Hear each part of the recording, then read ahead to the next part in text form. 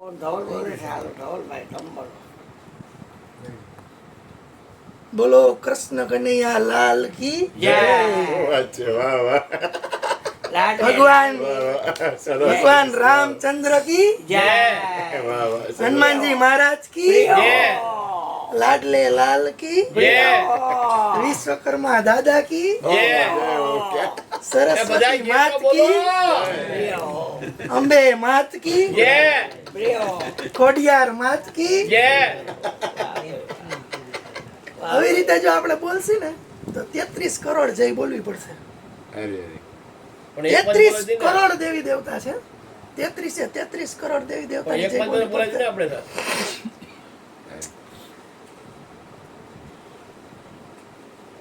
આ જે 33 કરોડ દેવી દેવતાની વાત થઈ ને તો અત્યારે તો ભારતની વસ્તી 1 અબજ અને 30 કરોડ એટલે 125 કરોડથી વધી ગઈ એટલી છે.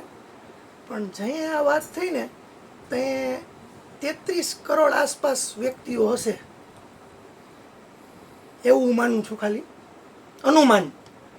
અને એકો એક વ્યક્તિના દેવ અલગ અલગ હશે એટલે આ 33 કરોડ દેવી દેવતાની વાત થઈ એમ આપણે માની શકીએ.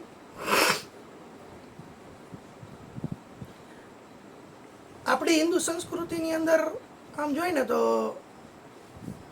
અલગ અલગ દેવી દેવતા, અલગ અલગ નદીઓને આપણે પૂજી, અલગ અલગ પર્વતોને આપણે પૂજી, પ્રાણીઓને પૂજી, ઝાડવાને પૂજી, આપણે સૂર્યદેવને પૂજી.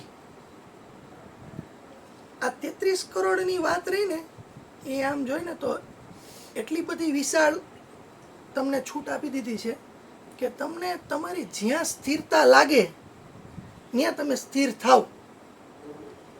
તમારી જ્યાં સ્થિરતા લાગે ને ત્યાં તમે સ્થિર થાવ અને એને તમે પૂજન કરો.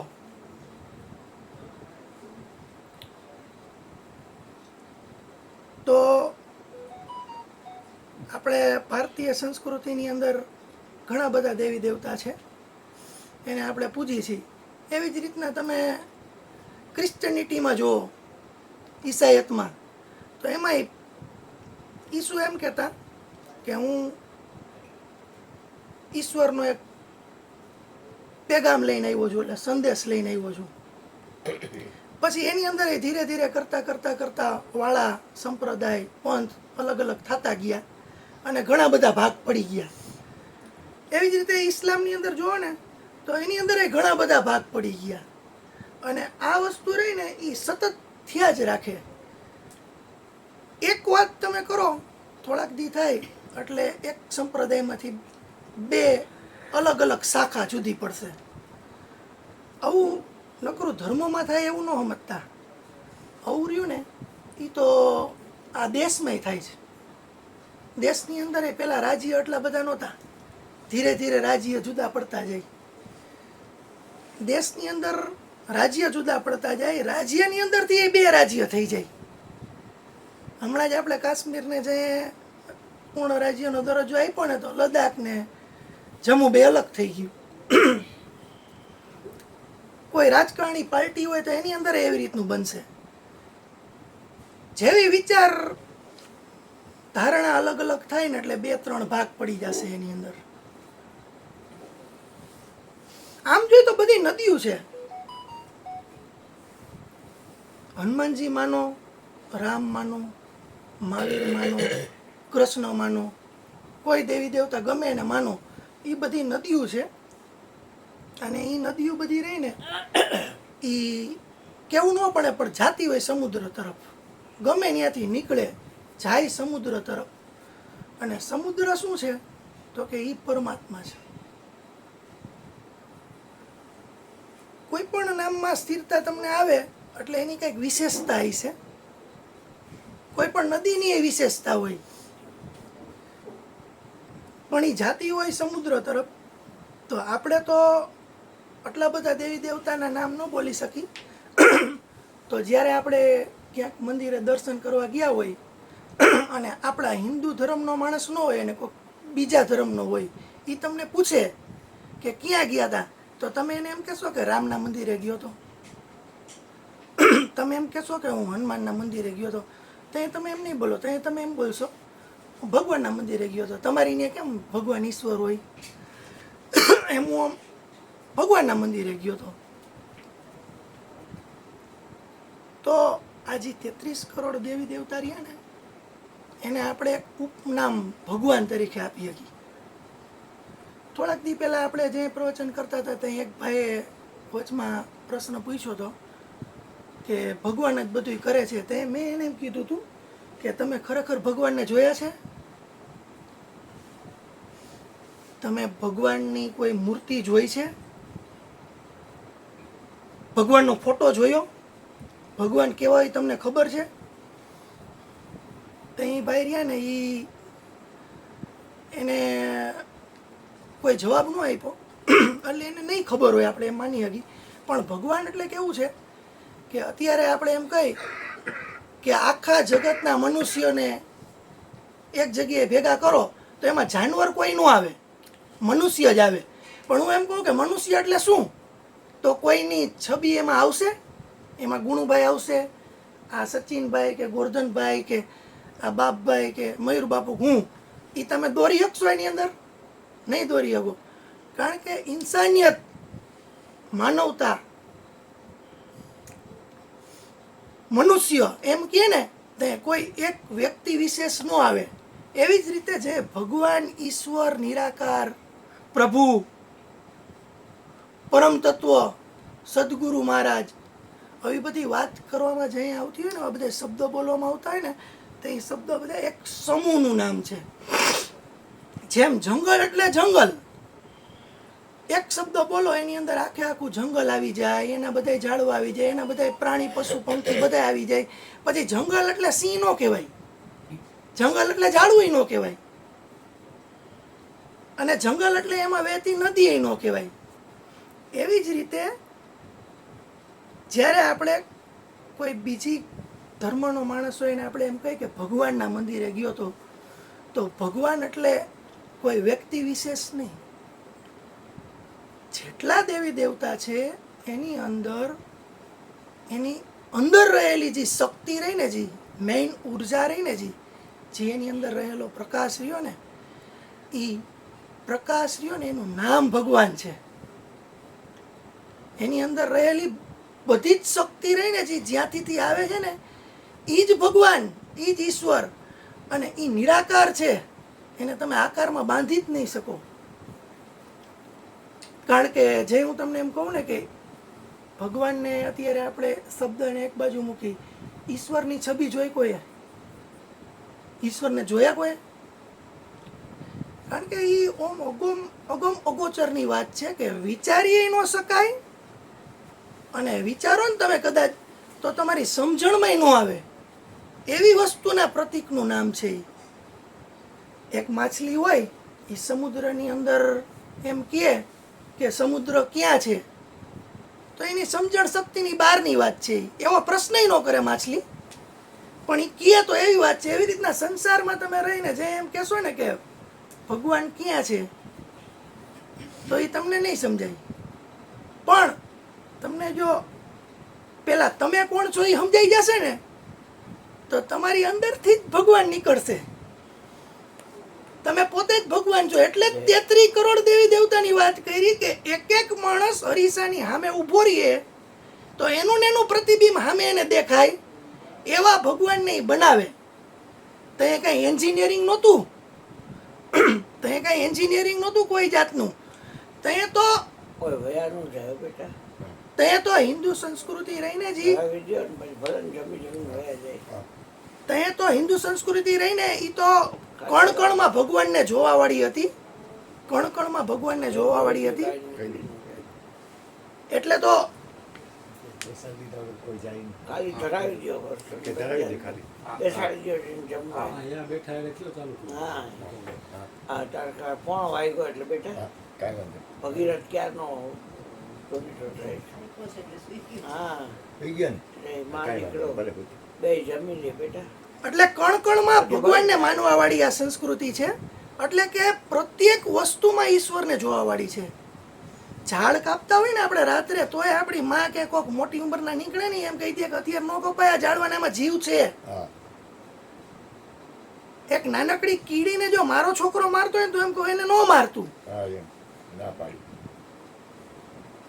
અને આપણે કોઈને કોઈ પણ જાતનું શારીરિક કે માનસિક નુકસાની નથી પહોંચાડતા. શું કરવા? એની અંદર એક જીવ છે, અને જીવ જ્યાં છે ને ત્યાં પરમાત્મા છે. વાહ પરમાત્માની સાચી વ્યાખ્યા જોઈને તો જીવ વસ્તુ રહીને એ અત્યારે વર્તમાનની અંદર હલે બલે છે ને, ચલિત છે ને, એ બધું પરમાત્મા છે. તમને એમ લાગે આ પાણોરિયો એની અંદર નથી, પણ પાણોરિયો ને એ ધીરે ધીરે ઓછો થતો હોય, જાજો થતો હોય, બનતો હોય, વિખરતો હોય, પાછો અંદર મળતો હોય, પાછો બહાર નીકળતો હોય. જો જીવિત ન હોય તો માટીની અંદર બી નાખો તો કઈ રીતના એને પોષણ મળે ને ઉગે.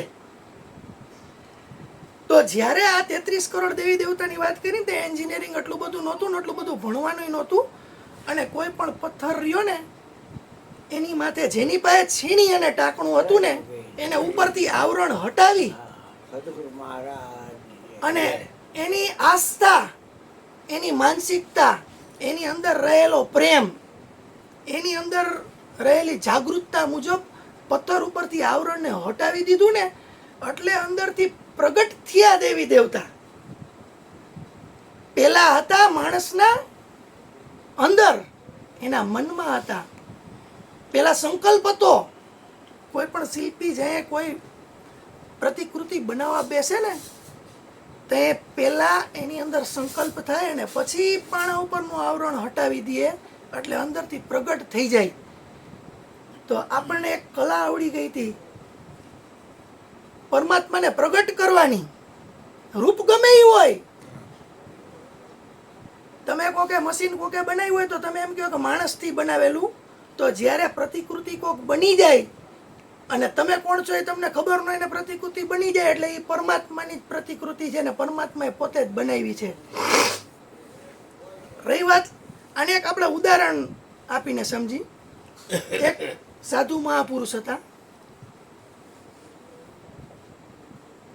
એને એક પ્રણ હતું કે દરરોજે દરરોજ છે ને પેલા કોકને જમાડવાના પછી જ જમવાનું, પેલા કોકને જમાડવાના પછી જ જમવાનું. હવે એ મહાપુરુષ રહ્યા ને એને દરરોજ તો કોક આવી જતું હતું, પણ એક દી એવું બન્યું કે તેથી કદાચ રાજાના છોકરાના લગ્ન હશે, આપણે માની શકીએ રાજકુંવરના કે બધાયને રાજમાંથી આ આમંત્રણ હતું ને બધાયને અહીંયા જમવા જવાનું થઈ ગયું, બધાયની હોજરી રહીને એ તૃપ્ત થઈ ગઈ હતી, બધાય ધરાઈ ગયા હતા. અને રાજાનું હોય એટલે બધાને જોવા માટે પહેલાં જવું પડે, બધા વયા જ ગયા હતા. નહીં આ તો જાય નહીં, મહાપુરુષો એટલે જવાના તો છે નહીં. એને કોઈ ન મળ્યું, તો એને વાટ જોઈ પણ ત્યાં એક નાસ્તિક માણસ, આસ્તિક નહીં નાસ્તિક, જે ઈશ્વરમાં ન માનતો હોય એને આપણે નાસ્તિક કહી, અને માનતો હોય ને એને આપણે આસ્તિક કહી. આમ જો તો બેમાં કાંઈ ફેર નથી હો. ઓલો ઈ માને છે કે ઈશ્વર નથી, આ ઈ માને છે કે ઈશ્વર છે. બેમાંથી એક એને કઈ ખબર તો પડતી નથી ઈશ્વર છે કે નહીં. ઈશ્વર એટલે શું એ કઈ ખબર જ નથી પડતી, પણ એક માને છે ને એક નથી માનતો, એટલે બે રમે છે મેચ. હા મામી ટીમ છે, બીજું કાંઈ નથી. તો એવી જ રીતના આપણે રામાનુજાચાર્યની અત્યારે વાત કરી ને, જે આપણા વેદો અને ઉપનિષદો બન્યા ને, તે અદ્વૈત વેદાંતના આપણે શંકરાચાર્યને કહી શકીએ કે અદ્વૈત એટલે એકની વાત કરવાવાળા, જ્યારે દ્વૈત વેદાંતની વાત કરવાવાળા એટલે દ્વૈત એટલે કે ભગવાન અને તમે અલગ છો, સામે કોઈ પણ દેવી દેવતા હોય ઈ અને તમે અલગ છો. આ વાત રામાનુજાચાર્યએ કરી, વલ્ભાચાર્યએ કરી, હવેલી પંથક રહ્યા ને એને કરી. આ વાત રહીને એ તમે ઘણા બધા એ કરી, એમાં 4 વાક કરીને થઈ ગયા. એ લોકો એમ કીધું કે મસ્ત રીતે જીવો, ભગવાન નામની કોઈ વસ્તુ જ નથી બજારની અંદર, પરમાત્મા નામની કોઈ વસ્તુ જ નથી બજારની અંદર. તમે મોજ કરો. તમે તો અત્યારે છે ને પિકનિકમાં આવ્યા છો. આ પિકનિક છે એક જાતની. તમને અત્યારે અહીંયા ઉતાર્યા છે ને આ જગ્યાને માણો, હરો ફરો, પીવો, હુઓ, ખાવ, અયાસી કરો એ કહે. કારણ કે આ બધા રહ્યા ને ભગવાનવાળા એ વાતો કેવી કરે છે કે અહીંયા સારું કાર્ય કરશી તો આપણને સ્વર્ગ મળશે. સ્વર્ગમાં શું હોય? અપ્સરા હોય. તો અહીં નથી. મોજ કરો એ કે અહીં મોજ કરો.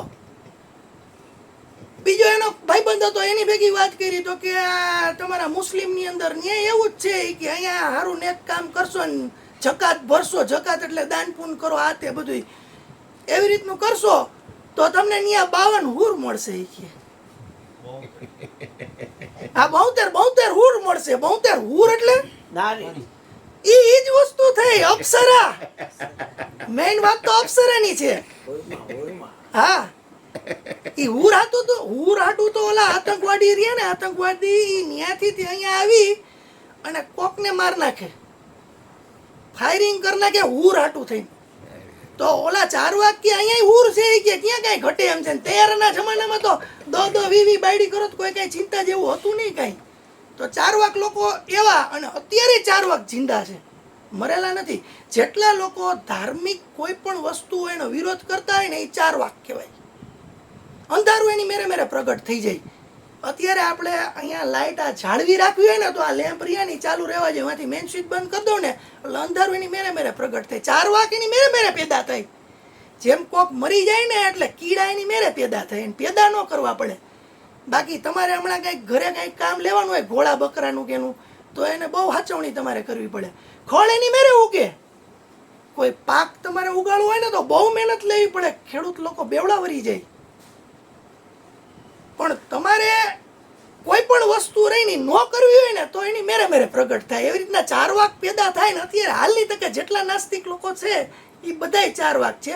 એવો 70 વર્ષનો એક 4 વાગ રહ્યો ને, એ રાજાના છોકરાના લગ્નમાં નહોતો ગયો અને હરતો ફરતો એ મહાત્મા પાસે આવી ગયો અને મહાત્મા એને પગે લાગ્યા. એ કે આવો આવો આવો, એ કે હું તમારી જ રાહ જોતો થઈ કે મારે તો એક પ્રણ છે કે જમાડીને જમવું. મારે તો એક પ્રણ છે ને હવે તો મારે વ્યસન થઈ ગયું છે કે કોઈ નું આવે ને તો મને ખાવાનું નથી ભાવતું. તમે તો આવી ગયા એ કે તો 70 વર્ષનો આવ્યો ને જી, એ કે હા હા હું તમારા જેવો જ ગોતતો હતો. એ કે મને ભૂખ લાગી છે. 2 જણા બેઠા અને બાપુ હાથે જ બનાવતા બધું, સાધુ હાથે બધું બનાવતા ને એક ગ્લાસ બધું ખાણી પીણી બધું બનાવીને રાખ્યું હતું અને ઓલાને થારી આપીને એ પોતે લીધી. અને સાધુ મહાપુરુષોને જે કાંઈ હોય એ પહેલાં તો પરમાત્માને અર્પણ કરે પછી ખાય. કારણ કે એનું છે બધું એટલે એમને તો ખાય નહીં. એટલે એને એમ કીધું કે એના ઈષ્ટદેવ હશે, નામ નથી લેવું મારે કોઈનું. अपने ઈષ્ટદેવ કી જય. એટલે કોઈના રહી ગયા હોય તો આવી જાય આમાં. એના ઈષ્ટદેવ હશે. એને કીધું કે જેમ મારે પ્રણ છે ને કે કોકને જમાડીને જમાડવાનું, એમ મને એ પ્રણ છે કે પહેલાં ઈષ્ટદેવનું નામ જય બોલાવવાની અને પછી ખાવાનું. ઓલો હતો 4 વાગ નાસ્તિકના પેટનો.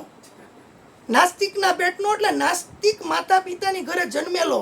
જો આસ્તિક હોત તો એ ગમે એ નામ લઈ લેત. પણ એને એમ કીધું ક્યાંય પરમાત્મા છે યાર, ક્યાં ઈશ્વર છે? આ હું ખાઉં પીને રહું છું એ કે ક્યાં કઈ વાંધો નથી આવ્યો અત્યારે લગીન મારે. તો કે તો તને ખાવા નહીં મળ્યો, ઊભો થઈ જા અહીંથી. બાપુએ કીધું ઊભો થઈ જા, નામ નો લેતો. અને ઓલો જેવો ઊભો થયો ને ત્યાં આકાશવાણી થઈ. આમાં કોઈ ઈષ્ટદેવ નહોતા. આકાશવાણી થાય ને એટલે એની અંદર કોઈ બોલી ન હોગે કે આ દેવ બોયલા. આકાશવાણી થાય ને એ પરમાત્માની જ હોય. કારણ કે કોઈનું નામ લઈને જો આકાશવાણીની વાત કરે ને તો એને ત્યાં ગોતવા જવો પડે તમારે. અને વ્યાપક હોય ની બધે હોય. બાકી જો આકાશવાણી થઈને એકવાર આમ બોલી દે ને તો બધા ત્યાં જોઈને પૂજા મંડે કરવા. મંદિર હામું ન જોવે કોઈ, મંદિરમાં ન જાય. એટલે એ પરમાત્માની જ આકાશવાણી થાય ને. આકાશવાણી થઈ ને એટલે એને ન્યાથી બોયલા. આકાશવાણીમાં બોયલા, જી બોયલું ઈ મુદ્દો આપણે પકડવાનો નથી. આ બધા ઉદાહરણ છે. પણ બોયલું ઈ પરમાત્મા જ બોયલાય છે. આપણે માની પરમાત્મા જ બોયલાય છે, ભગવાન જ બોયલાય છે. 33 કરોડ આ મુસલમાનના ગણો ઈ ને ઈસુના ગણો ઈ ને પેલેસ્ટીનના ગણો તો ઈ, અને બીજા ઘણા ભૂલાઈ ગયા બધાયના ગણી લ્યો ને 33 કરોડ. ઈ બધાયના ભેગા થઈને જી હતા ઈ બોયલા, ઈ શક્તિ બોઈ. એને એમ કીધું કે તું એમ કેમ કહી હકી કે આની જય બોલ તો જ ખાવા આપું? એમ કેમ કહી શકતું? ઈ કે તું જો મને માનતો હોય તો એમ કેમ કહી શકતું કે આની જય બોલો તો જ ખાવા આપું? આ મારી જય નથી બોલતો ને, આ રહ્યો ને એને તો મારું મનમાંય વિચાર નથી કર્યો, તોય મેં એને 70 વર્ષનો કરી દીધો. આ ડોહલાને 70 વર્ષનો મેં કર્યો. ચોપડાવતો હશે મને, એ કહે ચોપડાવતો હશે, પણ કોઈ દી એને મારું નામ નથી લીધું, તોય મેં એને 70 વર્ષનો કરી દીધો. ને તું એક ટાઈમ ખાવાનું દેવા આટું થઈને શરત મૂકશે ની સામે કે આની જય બોલ? વાહ ભાઈ વાહ. કઈ રીતે તું જય બોલવાની વાત કર? કઈ રીતે તું જય બોલવાની વાત કરી હકી કે? તે એને જોખણું કાઢ્યું ને કીધું કે આની જીદ જય નો બોલવાની રહી ને મોટી છે, તારી જય બોલાવાની જે રીત છે ને અને તારું સમર્પણ છે ને એના કરતા આની જય નો બોલવાની જીદ મોટી છે કે. અને તે સામેવાળા સાધુ મહાપુરુષ હતા ને એને જ્ઞાન થઈ ગયું અને એને કહી દીધું કે જી હોય હું તમને પગે લાગુ ને તું જમી લે.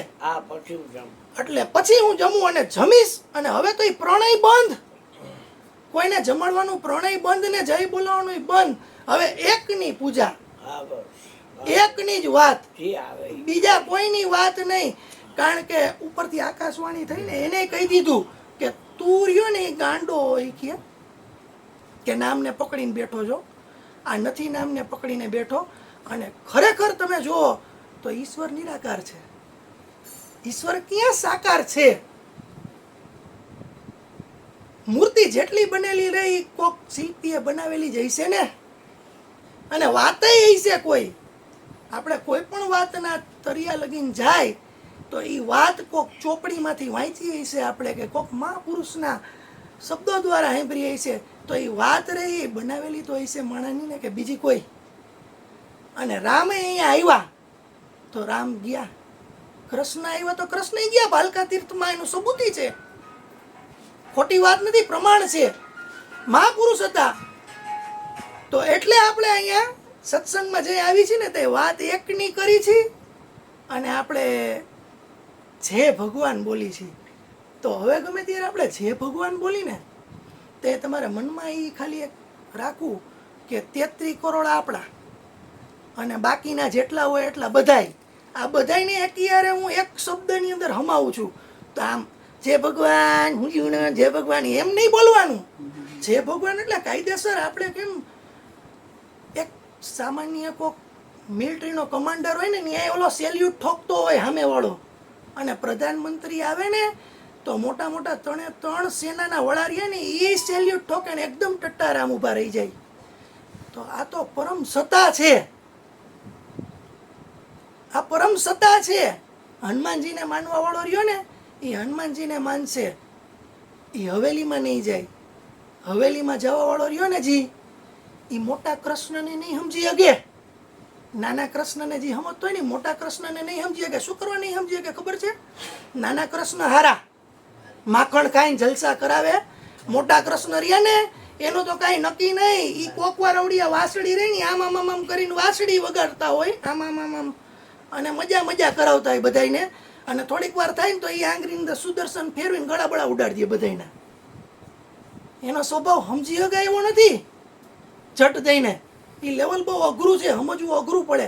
એ એક ક્ષણમાં દ્રૌપદીના ચીરિયાની પૂરતા હોય અને એક ક્ષણની અંદર ગોપીઓ અને વસ્ત્ર રહ્યા ને એને હંતાડી દેતા હોય ક્યાંક. એક ક્ષણની અંદર રહ્યા ને રણછોડ હોય ને એક ક્ષણની અંદર ઈ રણભૂમિની અંદર ગીતાનો ઉપદેશ કરતા હોય. એ માણસને તો સમજવું બહુ અઘરો પડે, એ મહાપુરુષને તો સમજવા બહુ અઘરા પડે. રામની કદાચ રામાયણ એમાં વચ્ચેથી એક પત્તું તમે ફાડી નાખો ને તો તમને સમજાઈ જાય કે રામ રહ્યા ને એ મર્યાદા પુરુષોત્તમ હતા. અને એ હવે પછી કદાચ માનો કે કોક એની કોઈ વસ્તુ લઈ ગયા તો હવે પછીનું સ્ટેપ શું પડશે એ તમને ખબર પડી જાય. ને પત્તું કાઢી લ્યો તોય તમને ખબર પડી જાય, કારણ કે એનું જીવન રહ્યું ને એક પરફેક્ટ એક દિશામાં જતું હતું. જ્યારે કૃષ્ણની ગીતા કે કૃષ્ણની કોઈ જીવનચર્યાનું એક પત્તું વચમાંથી કાઢી લ્યો ને તો આ દુનિયાના કોઈ માનવ કે કોઈ પણ સંત કે કોઈ પણ આચાર્ય કે કોઈ પણ મોટા મહાપુરુષ રહ્યા ને એની તાકાત નથી કહી શકે. હું તો એમ કહું એક શબ્દ બોલી લે પછી હું શબ્દ બોલશે ને એ ખબર ન પડે, એનું પત્તું એક વચમાં નીકળી જાય ને તો એ કથા પછી તમે જોડી ન હકો.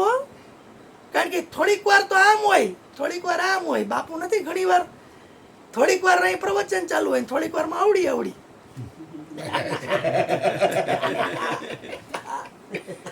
આ બધા કૃષ્ણના સ્વભાવ છે. અને જેના સંગમાં તમે રહ્યો એવા તમે થઈ જાઓ. જેમ ફ્રીજના સંગમાં પાણી રહે તો પાણીની પ્રકૃતિ ફરી જાય, એમ જાજો ટાઈમ તમે કૃષ્ણ કૃષ્ણ કૃષ્ણ અને કૃષ્ણના સંગમાં રહેશો ને એટલે તમારી અંદર કૃષ્ણ તત્વ આવશે. એ 100%ની વાત છે. અરુણ બાપુમાં આવી ગયું મને તો એવું લાગે છે. કારણ કે અરુણ બાપુ રહ્યા ને એના થોડીક વારમાં હે ને યુ ટર્ન થઈ જાય. હવે રહી વાત 33 કરોડ દેવી દેવતાની, તો અહીંયા આપણો ધંધો શું જ ખબર છે? અહીંયા આપણો મેઇન ધંધો શું છે ખબર છે? તમને દેવતા બનાવવાનો, આપ ઓળખાવાનો ધંધો છે આપણો. અહીંયા કોઈ પણ માણસ આવશે એટલે ભલે ગમે એમાં લીન હોય પણ અહીંયા આવે એટલે એને સામે અરીસો બતાવી દે. અરીસો હોય ને એ ગુરુ મહારાજ આપણા, અરીસો હોય એ ગુરુ મહારાજ. એ ફટ દઈને એની અંદર એને એનું મોઢું બતાવી દે અને તમને જ પરમાત્મા બનાવી દે. કારણ કે તું જ પરમાત્મા જેમ કહી દે છે ને સીધી વાત, તું જ ભગવાન છો. અને જે ભગવાન બોલે એટલે એનો મતલબ તમે વિચારો તો ખરા, તમારી અંદર પરમાત્માને જોવા જ એટલે જે ભગવાન બોલે છે ને કે તો બીજું કંઈક ન બોલે, નવું સૂત્ર ન બનાવી લે. તો તમારી અંદર બોલવા વાળો અને એની અંદર સાંભળવા વાળો અથવા એની અંદર જોવા વાળો અને તમારી અંદર જોવા વાળો એક છે. એ ખબર છે એટલે જે ભગવાન બોલે. જ્યારે જે ભગવાન શબ્દ આવે ને તો એને થોડોક માનથી, ગર્વથી અને થોડોક ઊંડાણથી અંદરના કનેક્શન જોઈન્ટ થઈ જાય ને પડતા હે દ્વિકા હટાકર દેખા તો મેં હી મેં હું એવી પ્રતીતિ થઈ જાય ને એવી રીતના બોલવું જે ભગવાનને. એમને જે ભગવાન બોલી ન નાખવું. અને અહીંયા આવે ને એ બધાને કાયદેસર પરમાત્માનું રૂપ બનાવી દેવામાં આવે છે. પણ મનુષ્ય રહ્યા ને થોડીક વાર થાય ને તો યુટર્ન મારી લે છે. યુટર્ન મારી લે. યુટર્ન એટલે જી રોડ ઉપર ગુરુ મહારાજે હાલવાનું કીધું હોય ત્યાં નથી હાલી શકતા. એટલે બાકી 68 તીરથ ગુરુજીના ચરણે. હરિના જન હરિ જેવા. ક્યાં જાવું 68 તીરથમાં ક્યાં જાવું? અહીંયા આવીને પગે લાગલે વાત પૂરી થઈ ગઈ. બધાય તીર્થ આવી ગયા અને પછી એમ કહે કે તું મારા જેવો. તો એ બધાય તીર્થ ક્યાં આવી ગયા તમે વિચારો? તમારી અંદર.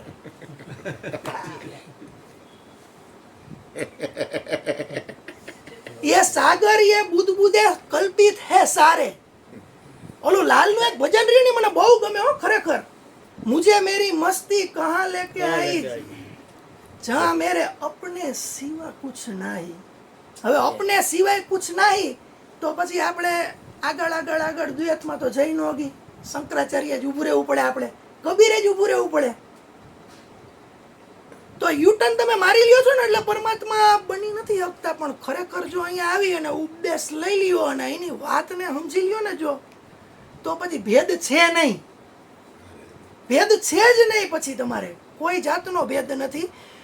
અને પછી કોઈ માળાઈ કરવાની જરૂર નથી. તમારો શ્વાસ તમારી માળા, તમારો શ્વાસ તમારી માળા. તમારી અંદર સમજણ એકવાર આવી જાય ને પછી પાપ પુણ્ય ઘટિત ન થાય, પછી ક્યાંય જવાનું ઘટિત ન થાય. સમજણના ઘરની અંદર પ્રવેશ કરવાની વાત છે, અગમ દેશ લઈ જવાની વાત છે. આ યુટર્ન નો મારો તો તમે એ સ્થિતિએ રહેશો પરમાત્માની, અને યુટર્ન મારી લેશો જો તો પછી મૂર્તિકાર રહ્યો એ કદાચ પાણામાં તમારી મૂર્તિ બનાવે અને તમે વયા જાઓ. પછી તમારો પાડીઓ કે તમારું મંદિર બનાવે ધામ કરીને, મારું બનાવે કદાચ ધવલ ધામ કરીને, તો મારા ઘરના બધા પૂજે, જીવતા તો ન પૂજાવ. અને અહીંયા તો બધી વાત હાલે છે વર્તમાનની, પછીની કાંઈ વાત નથી હો. હા ધવલ બાપુ, હા ધવલ બાપુ, અહીંયા બોલવા વાળાની જ વાત છે. હા ધવલ બાપુ અહીંયા વર્તમાનની જ વાત હાલે છે. અહીં બીજી કાંઈ વાત જ નથી હાલતી. અત્યારનું વર્તમાન રહ્યું ને એ જ કાલનું તમારું ભવિષ્ય કરી શકશે.